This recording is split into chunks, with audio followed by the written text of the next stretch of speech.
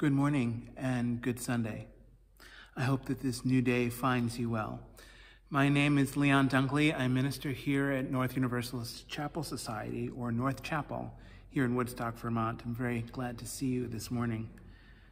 I am honored this morning to be joined by a colleague and a dear friend, Rabbi Dov Taylor, who will be delivering this morning's reflection, sharing his thoughts with us. Today is Sunday, June the 14th, and the title of this morning's reflection is Let My People Go. To this service and to this good day, I bid you welcome. It is so good to be together. Now, Rabbi Dov Taylor has been for long years a leader, a religious leader in the Upper Valley. I'm very honored that he's chosen to be with us this morning. He and his wife, Judith, have become very dear to me in a very short amount of time. It's a wonderful feeling. But before we begin, I just wanted to tell you something. The vigil that we had in the front of North Chapel last week, from Thursday or Friday, from Thursday until Sunday's vigil on the green. We had a vigil with the signs of Tony McDade and Breonna Taylor, Nina Pop, and of course George Floyd, planted ritualistically, ceremonially out in front of North Chapel. And over those 3 days or so, a whole bevy of flowers and candles and prayer stones and signs and letters and messages accrued in honor of those lives, and even a ceramic pillow from the garden of a dear member of this community, just as a means of honoring and bringing beauty to what was and has been a very tragic and difficult week. Such a beautiful thing. I just wanted to let you know that we've taken that down. I and a few members of this community were present to take that down, take that vigil down. We blew out the candles. We gathered up the flowers. The first thought was to bring the flowers out to the Ottaquiche and sort of ceremonially release them into the river. But I gathered them up and I brought them to my home instead. And they're presently strewn around my vegetable garden.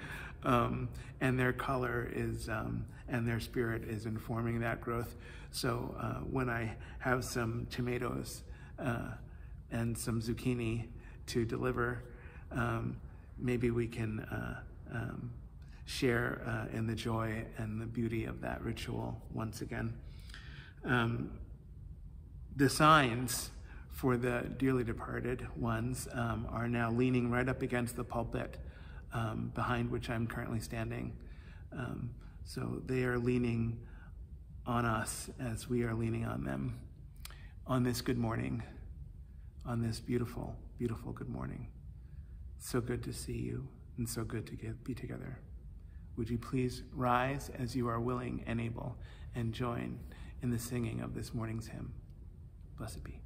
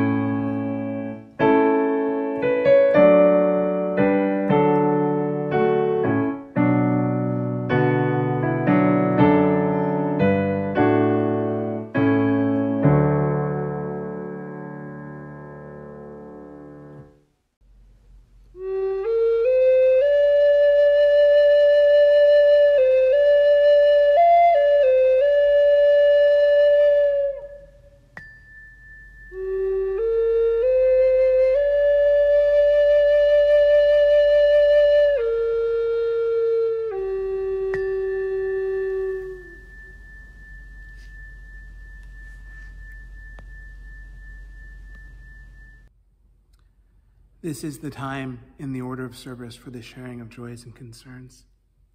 If you have a joy or a concern in your heart, I invite you to share it at this time.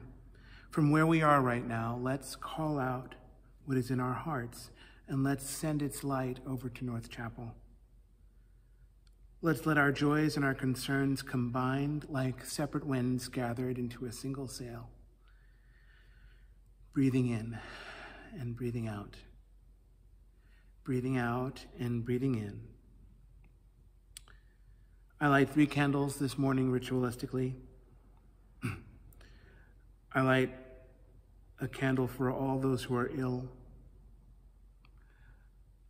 May we find a quick recovery. I light a candle for those who are suffering economic challenges. May we soon find that our needs are well met. And I light a candle for those who are fearful or anxious or experiencing anger. May we find strength and resilience and courage. And I light a 4th candle for compassion, for strength, and for decency and dignity. Burning already are the 4 candles for those that we've honored this week, for Nina Pop, for Tony McDade, for Breonna Taylor, and for George Floyd. For all those joys and concerns that have been spoken, and for those that remain in the silent sanctuary of our hearts, may we be forever grateful for these days we spend together, these days that have our names written upon them. For this, I will light 1 more candle.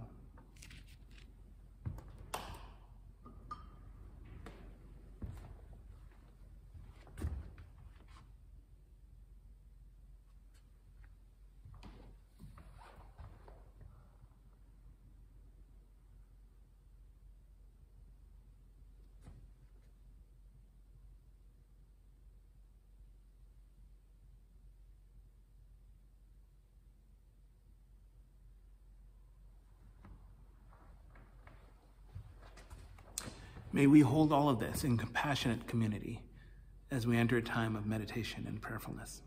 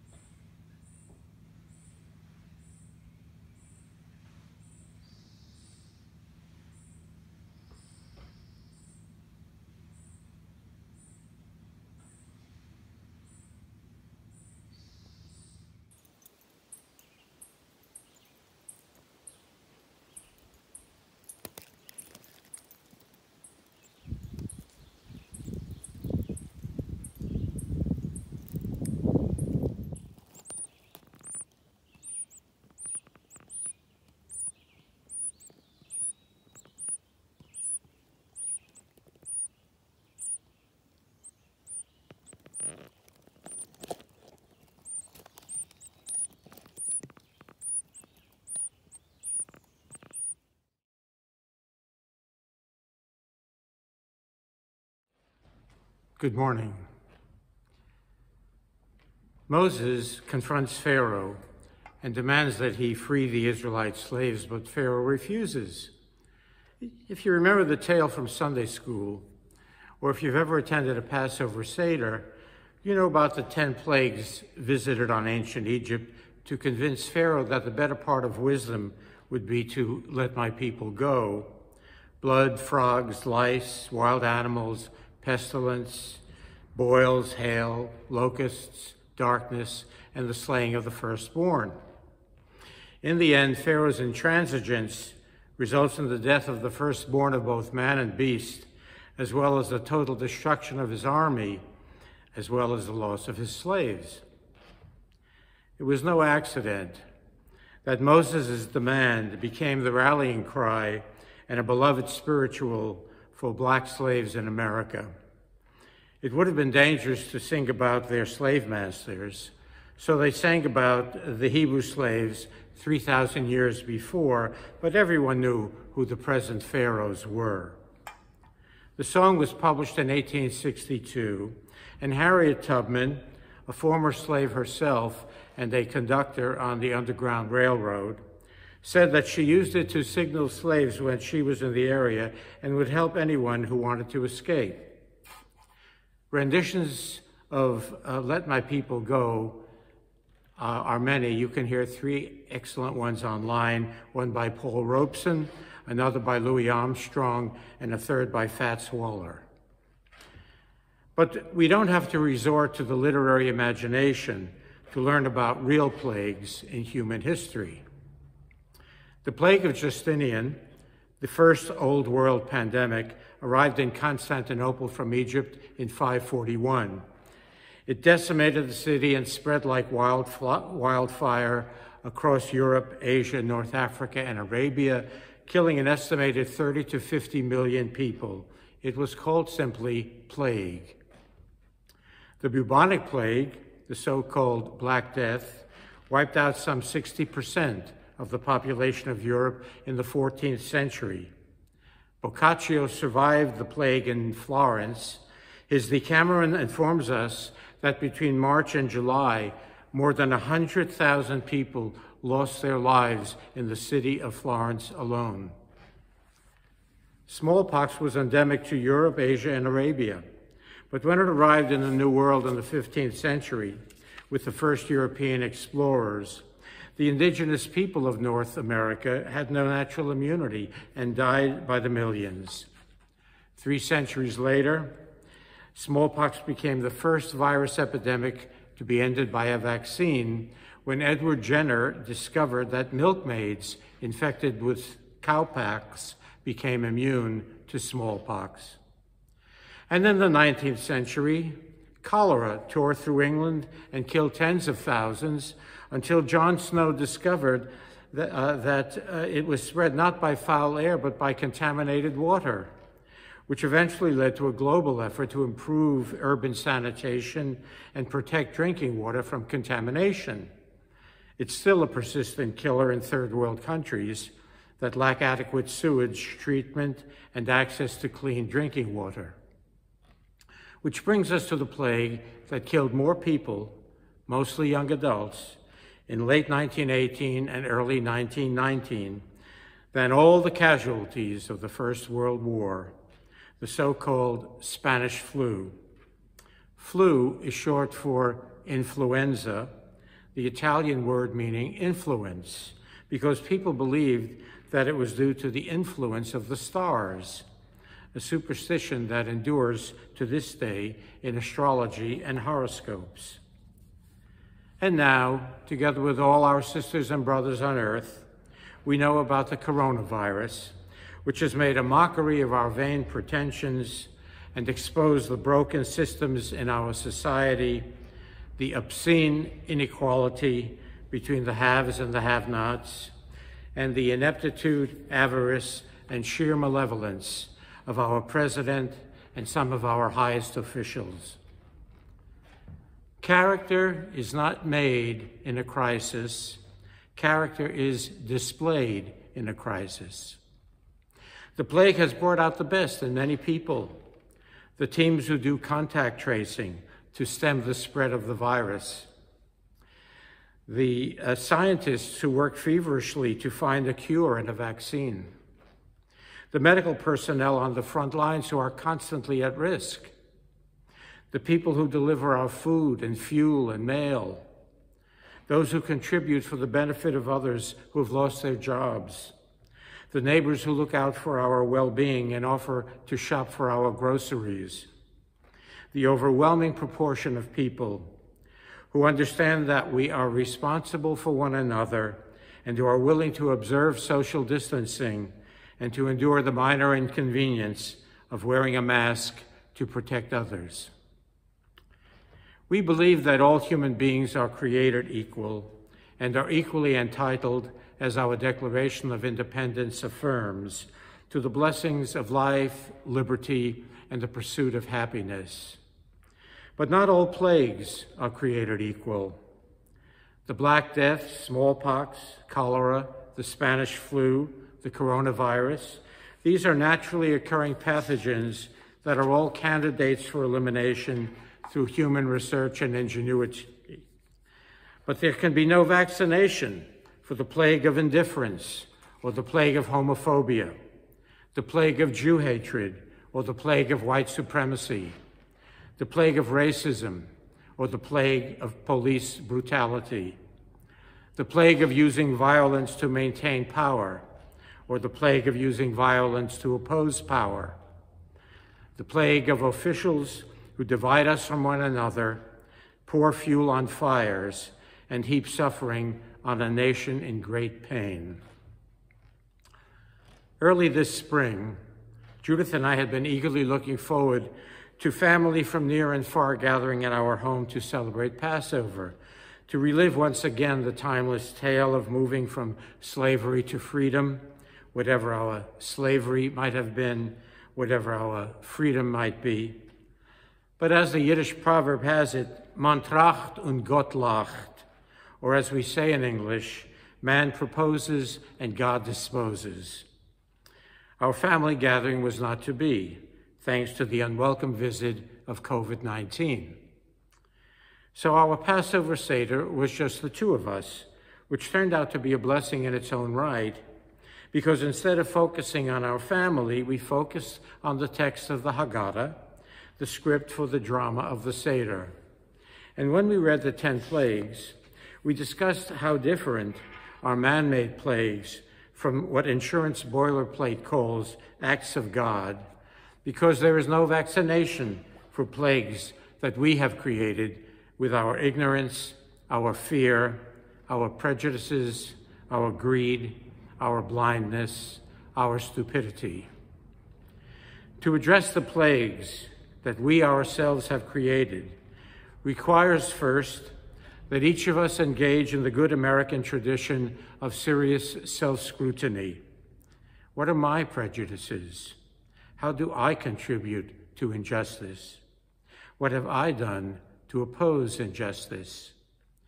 Honest self-scrutiny leads to confession, to repentance, to reconciliation. Then we move on to education, to choosing good leadership, to political activism, and to the acceptance of responsibility. The biblical book of Deuteronomy, chapter 21, describes what is to happen when someone slain is found lying in the open. The elders of the town nearest the body are responsible to provide an appropriate burial, but then there follows a peculiar ritual. They must take a young heifer, a valuable animal, break its neck by a watered wadi, and make this declaration: Our hands did not shed this blood, nor did our eyes see it done. Absolve, O Lord, your people Israel, and do not let guilt for the blood of the innocent remain among us. Now, why this strange ritual? The town elders aren't under suspicion, yet they must sacrifice a valuable animal as punishment and deny their culpability for the murder. The great 12th century commentator, Moses Maimonides, explains it as follows. By denying their guilt, says Maimonides, They are simultaneously accepting their responsibility. Had the traveler been offered hospitality in their town, he would not have been murdered. Had they lit the road or patrolled it, he might not have been murdered. Had they created a society in which homeless people don't have to sleep out of doors, he might not have been murdered. Had they created a society in which there were no homeless people, he would not have been murdered. In other words, they may not be guilty, but they, the entire people, are responsible. You and I are not guilty of the murder of George Floyd or Tony McDade or Breonna Taylor or Ahmaud Arbery or countless others, but we are responsible. We may not be guilty of the plagues of homophobia and Jew hatred and white supremacy and racism and police brutality, but we are still responsible because we are all participants in a society and a culture that breeds and supports these man-made plagues. In his June 2nd column in the New York Times, Tom Friedman wrote, "Help is not on the way from this White House or this GOP, but the country is full of problem solvers. We need to ignore Trump as much as possible. He's made himself part of the problem. But we can connect, elevate, amplify, and empower the business leaders, social entrepreneurs, and local leaders who are rising and ready to be the solution." To that list, the business leaders, social entrepreneurs, and local leaders that Friedman mentions, I would add every one of us who cares about America and who cares about justice. The sword comes into the world, said our ancient sages, because of justice delayed and justice denied, and judges who render unjust decisions. At the end of the day, we are all responsible. We are each responsible. One beautiful October day, when our son Jesse was about 8 years old, we took him apple picking at a nearby orchard. People could drive their cars into the orchard, load their apples into their car, and then pay on the way out. When we were ready to leave, there was a Latino family in the car ahead of us in line. When it pulled up to the checkout booth, they were all ordered out of the car and told to open the trunk. As their car was searched, the parents stood there in front of their children, humiliated. This was long before anyone had heard the terms racial profiling or stop and frisk. Then it was our turn. When asked how many pounds of apples we had, we pointed to the bags in the back seat and paid. It was quiet in our car as we drove away, each of us thinking about what had just happened. Then Jesse spoke up. "I don't understand," he said. "The people in the car ahead of us were told to get out of their car and open the trunk, and their car was searched. How come we didn't need to get out of our car or open our trunk?" "Jesse," I said, "you just had a lesson in the evil of racism." Friends, it's everywhere, and it's up to us, to you and me, to do something about it. The great 18th century Rabbi Moshe Leib of Sasov taught that everything that God created has a purpose, that even what we might consider base qualities could be uplifted to serve God. But if so, he wondered, to what end can atheism, the denial of God, have been created? He thought, and he concluded, this too can be uplifted. When an atheist performs a charitable act, visits someone who is sick, helps someone in need, and cares for the world, he isn't doing it because of some religious teaching. He doesn't believe that God commanded him to perform this act. In fact, he doesn't believe in God at all. So his acts are based on an inner sense of morality. And look at the kindness he can bestow upon others simply because he feels it to be right. So, taught Rabbi Moshe Leib, if someone comes to you and asks for your help, you mustn't turn him away with pious words. You mustn't say, have faith in God. You mustn't say, I'll pray for you. You must become an atheist. You must act as though there were no God, as if you were the only person in the world who could help this man. And now, if you're so inclined, I invite you to stand up for justice as you are able and to join me in singing, Let My People Go. When Israel was in Egypt land, let my people go. Oppressed so hard they could not stand, let my people go.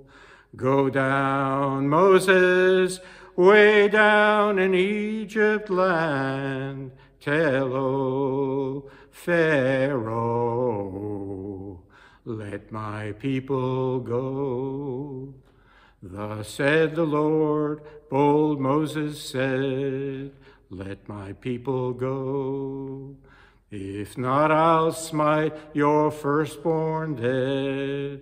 Let my people go. Go down, Moses, way down in Egypt land.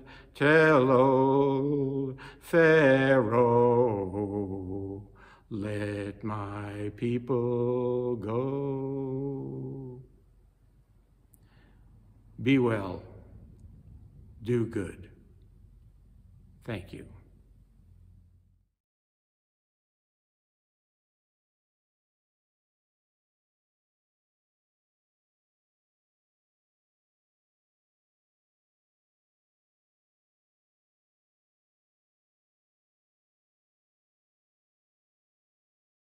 You are my refuge and my strength.